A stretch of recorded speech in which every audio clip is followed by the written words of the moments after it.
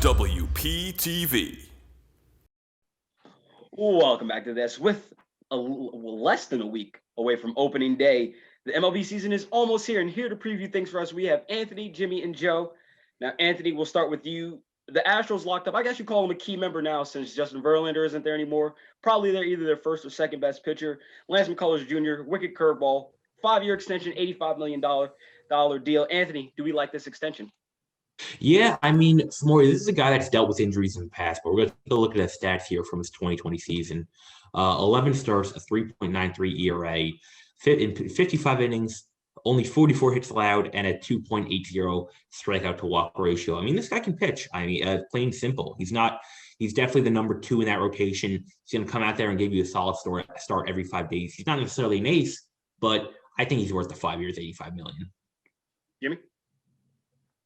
Yeah, he's a good pitcher. Just more you mentioned his deadly curveball. He was a critical piece to their World Series run, regardless of what you think of that. But, this is going to be an investment to their future as far as the rotation. Verlander and Greinke aren't getting any younger. This is a guy they're going to look at going forward at only age 27, I believe. He sits mid 90s on his fastball, dropped a deadly curveball. He's going to be here for a while, and he's going to have to stay healthy because his case lines have fallen off since Tommy John. Joe?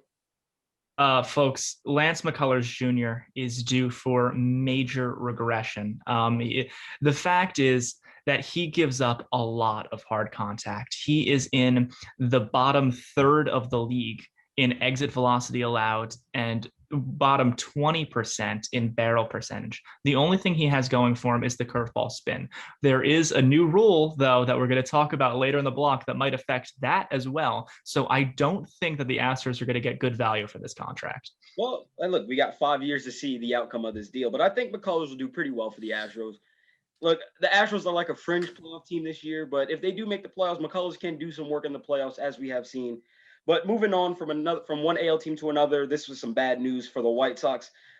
Big slugger Eloy Jimenez, he's going to miss probably the whole regular season. I think Jeff Passan said he's out 5 to 6 months. This is tough. This is real tough for the White Sox. Jimmy, we'll go to you. Should the Southsiders be concerned on this? They should definitely be concerned. The guy had a breakout season. He's a young potential star in this league. We call it the Mickey Mouse season last year, but the guy hit it over 290. He's in a full season has potentially hit 30, 40 home runs. I think Joe can allude to a little bit. His boy, Andrew Vaughn, is going to have to step up in left field potentially. But they have a lot of young talent. This is definitely a blow. Still a winnable division, but this is definitely going to take a big chunk out of the power in their lineup. Anthony?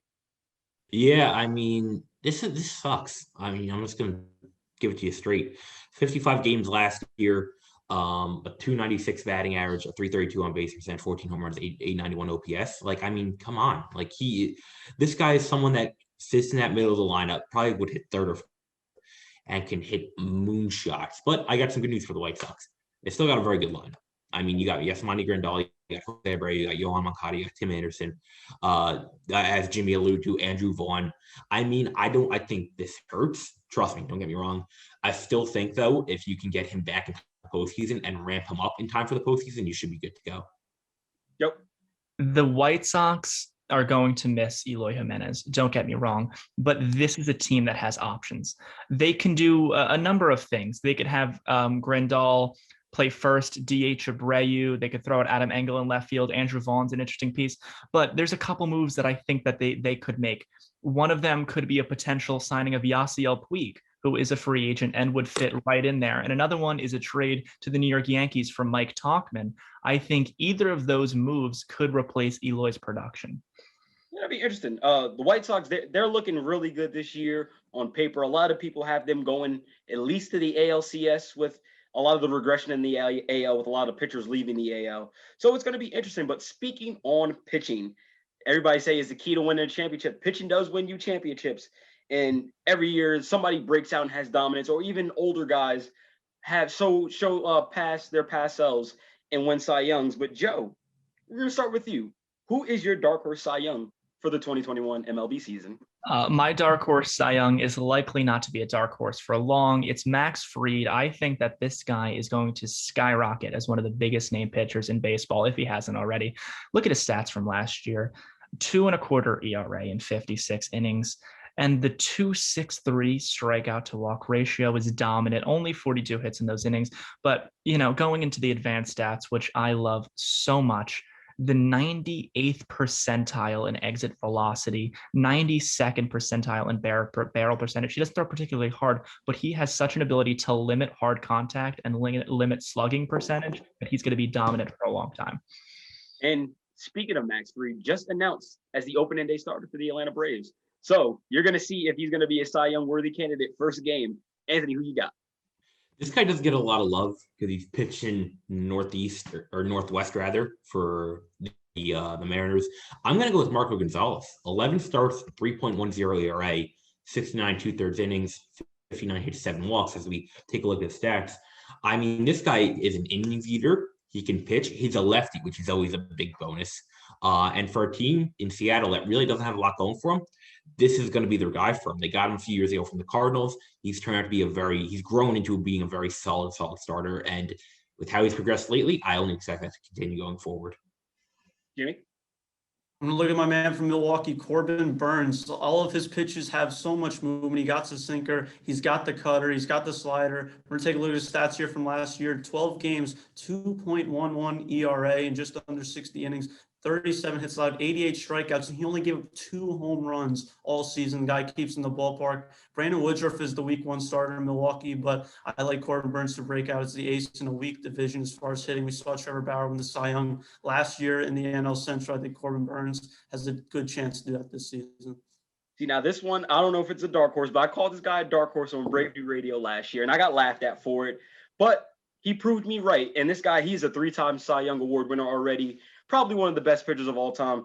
You got to give me Clayton Kershaw. And if you look at his stats last year, 10 starts, he had his lowest ERA at 2.16 since 2016, 58.1 innings. So he was taking the ball, even though he did miss a few starts, 62 strikeouts, which is pretty good for Kershaw in the shortened season. And this is my favorite thing about Kershaw, his whip. This also was his best since 2016, a 0.840 whip.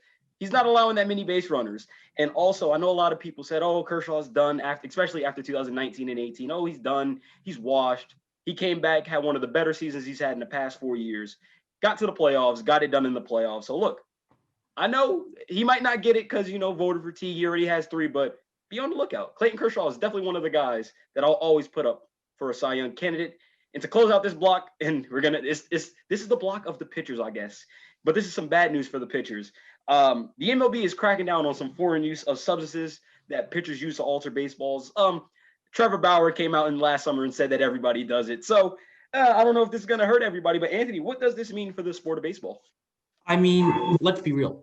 Everyone does this. I mean, I'm sure you could find so many examples of people who do this.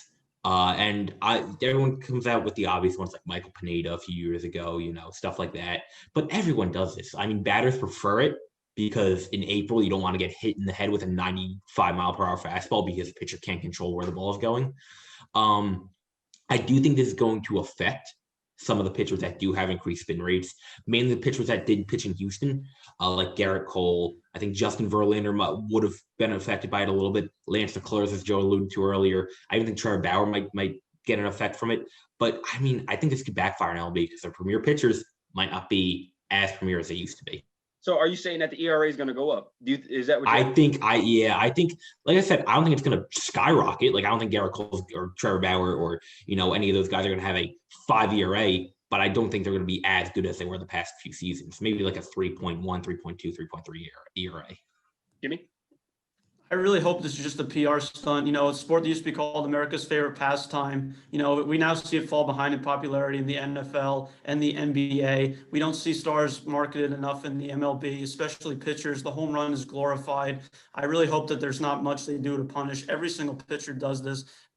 Whether the home runs are juiced or not, the balls are juiced or not, can we please not punish pitchers for trying to grip the ball better? Can we please not? In the league where the Astros were not punished, not a single player was punished, won a World Series, not one single punish for cheating, going cameras, wires on their chest. I don't care. If you punish pitchers for wanting to grip the baseball better, it'll be ultimate hypocrisy for Rob Manfred. It'll be a total egg in the face of the MLB. And as you can tell, I feel very strongly about that.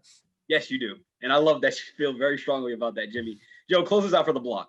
Oh man, this has the potential to be such a disaster. First of all, for the MLB, if they really wanted to crack down, for them to go in and suspend a lot of their biggest name pitchers would just be a terrible look. So besides that, we have to think about the reason why they're doing this. I don't think for a lot of guys, it's not about spin rate. They just really want to get a better grip on the ball. It's kind of not even a competitive advantage. It's just like a safety advantage at that point, as Anthony alluded to. And it's estimated, I heard one coach say 99.9% of pitchers use some sort of grip enhancement. So you can't do this. I mean, I think the hitters don't even really care that much. They would be up in arms, I think, if this was really a big problem for them. So I don't know. I just don't see this even being a factor during this MLB season. I think they're going to realize, oh, everyone's doing it. Let's just back off. It's an unnecessary problem that you're trying to fix a problem that doesn't need to be fixed. There's a lot more problems in Major League Baseball. Oh yeah, there's definitely a lot more problems in baseball. And Rob Manfred's one of them. But MLB season, we're almost there. We're literally almost there. One more week, guys, and we're there. But as we prepare for this season, the NBA season, they're moving right along for the playoffs. Trade deadline is right behind them. But up next, we're going to talk about the latest of the transactions in the NBA. Stick around here on WPTV.